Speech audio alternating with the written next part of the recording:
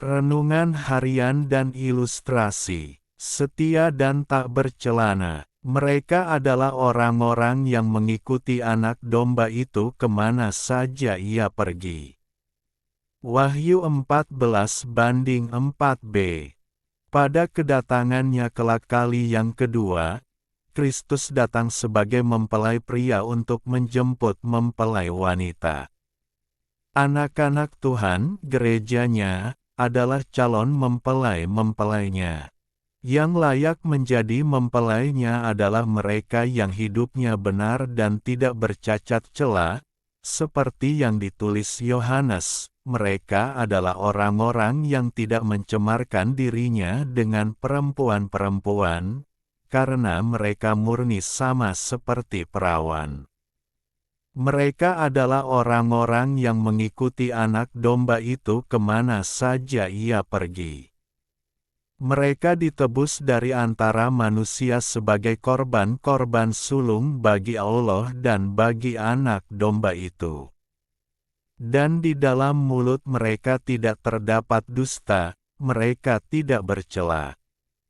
Wahyu 14:4-5. Sebagai umat yang telah ditebus oleh darah anak domba, kita harus setia mengikutinya kemana saja ia pergi. Seperti Rut yang setia mengikuti Naomi, mertuanya, dan berkata, "Sebab kemana engkau pergi, ke situ jugalah aku pergi, dan di mana engkau bermalam, di situ jugalah aku bermalam, bangsamulah bangsaku dan Allahmulah Allahku." Rut pukul 1:16b. Begitulah seharusnya kita, setia mengiring Kristus sampai akhir hidup. Sebagai mempelainya kita harus selalu menjaga kekudusan dan senantiasa bersekutu dengan Dia, menyatukan hati, jiwa, dan roh. Seperti Yesus yang selalu intim dengan Bapa dan memisahkan diri dari segala kesibukan untuk memandang wajah-Nya dan mendengar suara-Nya. Alkitab mencatat, pagi-pagi benar, waktu hari masih gelap, ia bangun dan pergi keluar. Ia pergi ke tempat yang sunyi dan berdoa di sana. Markus pukul 1:35. Sesibuk apapun tidak ada alasan untuk tidak bersekutu dan membangun kekariban dengan Tuhan. Itulah kunci utama. Apalagi bagi pelayan Tuhan, tanpa keintiman dengannya, pelayanan kita tidak lebih dari sekadar rutinitas belaka.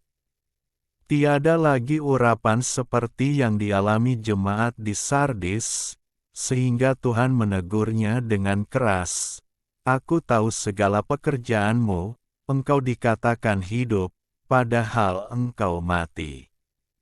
Wahyu 3:1.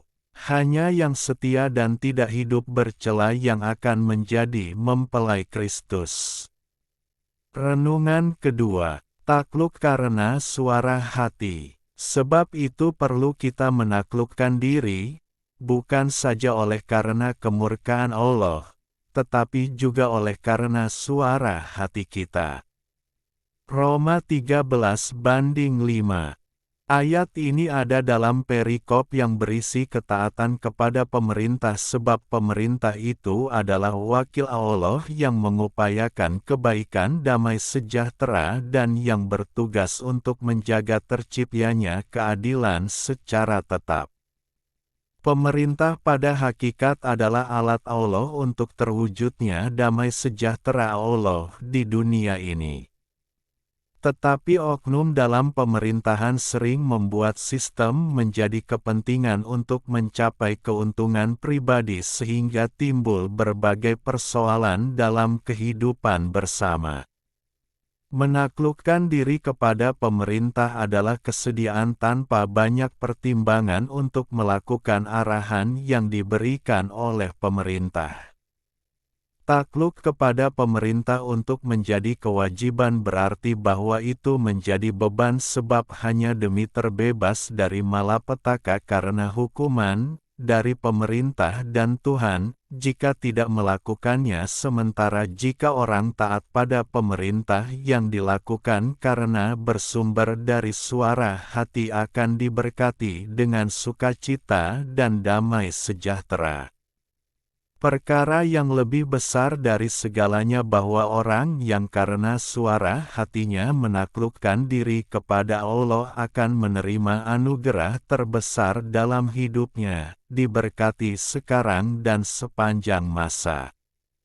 Tetapi orang yang bertahan sampai pada kesudahannya akan selamat. Matius pukul 24:13. Ilustrasi es balok dan garam kasar. Di sebuah dapur restoran yang sangat sibuk, seorang koki meletakkan sebalok es besar di atas meja semen. Es itu berkilau, jernih, dan terasa sangat dingin. Tugas es itu adalah menjaga agar daging-daging segar di sekitarnya tetap awet sebelum dimasak. Tak lama kemudian, asisten koki datang membawa segenggam garam krosok, garam kasar yang berbentuk bongkahan putih kusam dan terasa sangat asin. Tanpa berkata apa-apa, asisten itu menaburkan garam kasar tersebut ke seluruh permukaan es balok. Es balok itu langsung panik dan merasa terancam. "Apa yang kamu lakukan?" protes es balok kepada garam. "Kamu merusak keindahan kulitku. Kamu membuat permukaanku jadi kasar, kotor, dan rasamu yang sangat asin itu merusak kejernihanku. Pergi sana."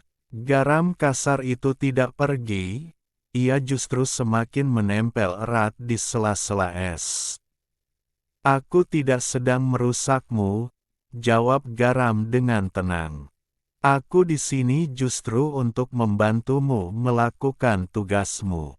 Es balok tidak percaya. Namun, seiring berjalannya waktu, ruangan dapur menjadi semakin panas karena kompor-kompor mulai dinyalakan. Es balok di meja lain yang tidak diberi garam mulai mencair dengan cepat, berubah menjadi air, dan mengalir hilang ke saluran pembuangan dalam waktu 1 jam.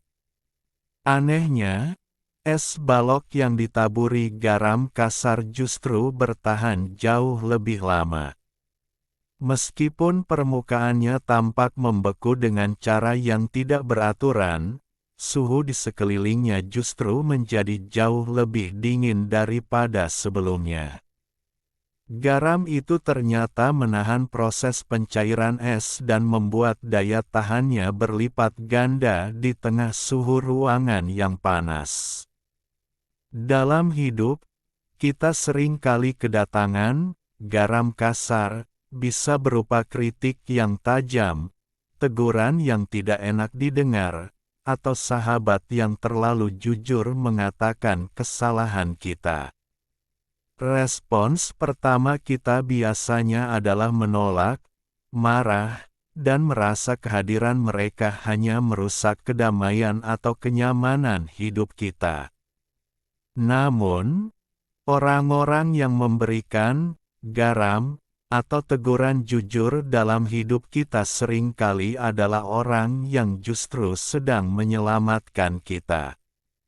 Di tengah panasnya pergaulan dunia yang bisa membuat karakter kita luntur dan mencair, kritikan dan teguran yang keras itulah yang menjaga kita tetap kuat, berintegritas, dan tidak mudah hancur. Jangan hanya mencari orang yang selalu memuji, tetapi hargailah mereka yang berani menegur demi kebaikan masa depanmu. Lebih baik teguran yang nyata-nyata daripada kasih yang tersembunyi.